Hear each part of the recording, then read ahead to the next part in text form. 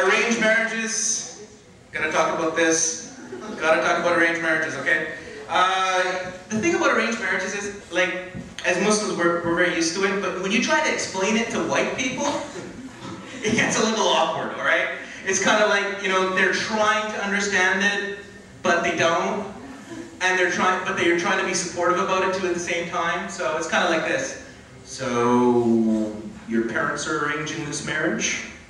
Yes. Okay. So you're going overseas to marry her, right? Yes. She's your cousin? Yes. Congratulations. The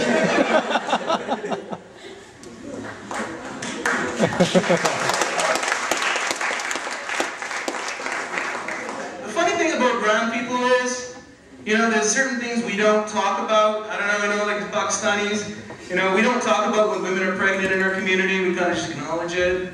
And we don't congratulate each other when we're going overseas to get married. It's kind of an understood thing. If you've never been overseas and you're 18, and that trip to Pakistan comes along, I think we all know where that's going. Okay, we kind of all understand that. You know, it's like, you know, you guys know what I'm talking about, all right? But, you know, you got something planned? He's got his flight booked. Is something going on? No? It's done? It's done?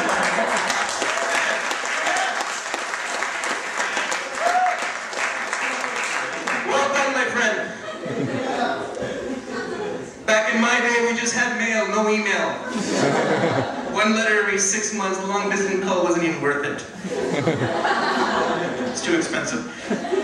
But seriously, I mean, then, you know, before you go, you have to again explain to your white friends what's going on. It's like, so Jamal, do you know the girl? I've heard of her.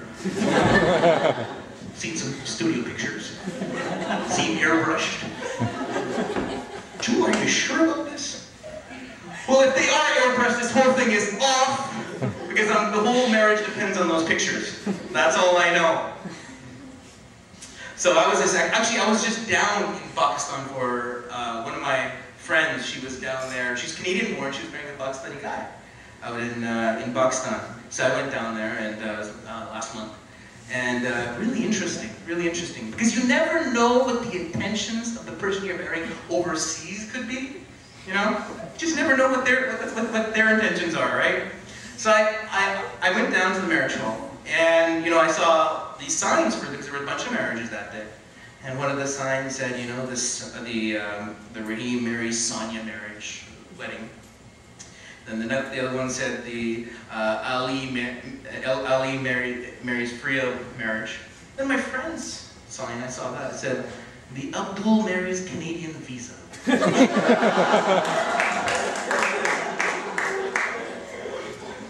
Walked into that wedding with my eyes wide open. You know, there was Abdul. You know, there was an awkward marriage ceremony. You know, Abdul was in the marriage ceremony. This is what the marriage ceremony consisted of. Abdul went down to one knee during the marriage ceremony. You know, he dropped down to one knee. And he looked at my friend Fatima, and he says, "Baby, I love you so much.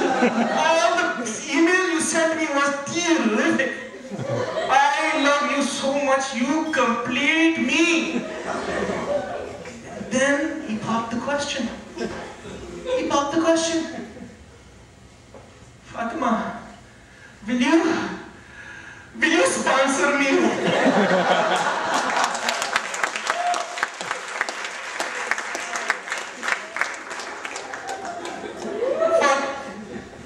Fatima looks down at him, and by this time he has his sponsorship papers and pen in hand.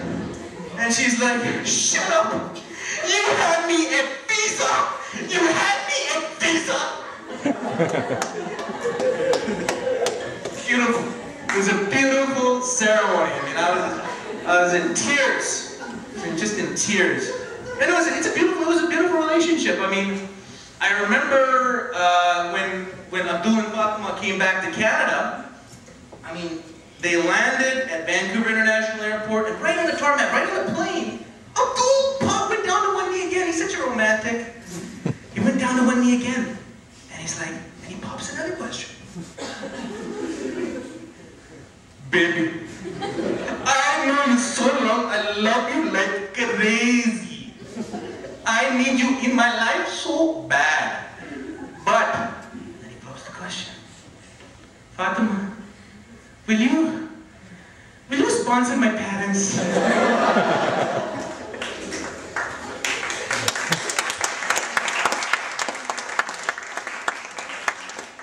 Fatima had a tough time explaining this to her white friends, the living arrangement. So, Fatima, let me get this straight. Your husband's moving in with you and your parents? Yes. Congratulations.